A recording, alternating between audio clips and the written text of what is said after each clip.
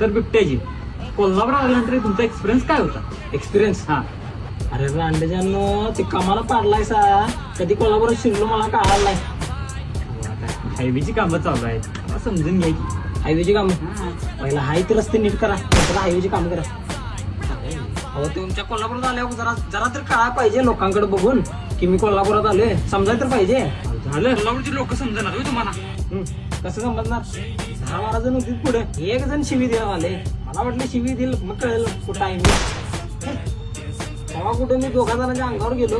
अंगावर गेल्यानंतर एखाद्या तोंडात शिवी निघाल्यावर मला काय आले की मी कोल्हापुरात आहे. मग काय माझी आजू म्हटली, हो आजू म्हटली कोल्हापूरची माणसं. मग माझे गाण म्हटलं मी इथं थांबते, इकडे तिकडे तिकडे इकडे गावलंच नाही. पहिला 5 मिनिटं गावलंच नाही बघा. त्यात एक पोरगा असतो, एका पोरग्याचं पॅन्टीवर नाही असा पंजा फिरवला का नाही, पॅन्टीवर जरा संदक लागली, नाही तर मांडीच घेतली असती.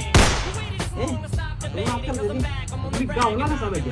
गावला म्हणजे हो, मी जर पुण्यात सांगली नाही तर तिकडे मिरजेकडे तिकडे इकडे तिकडे बाहेर असतो ना, गावलं नसतं. झाड मला कोणी पकडलं नसतं. माझरा जेवला कोल्हापूर होती म्हणून मी पकडलं, तर कुठलं मला पकडलं.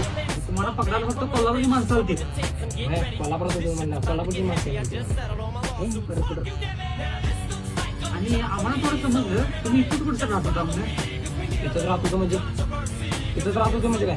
मी का पाळीव आहे? मला पाळीला कोणी?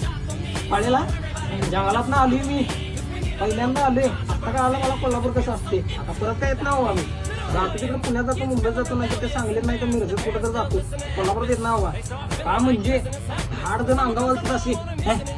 मला भीती वाटायला, लोकांना भीती वाटायला पाहिजे माझ्या सगळं. बोलाही ना मला इथं, परत काय ना नाव तुमच्या इथं. असू द्या हो, ऐकत आहे.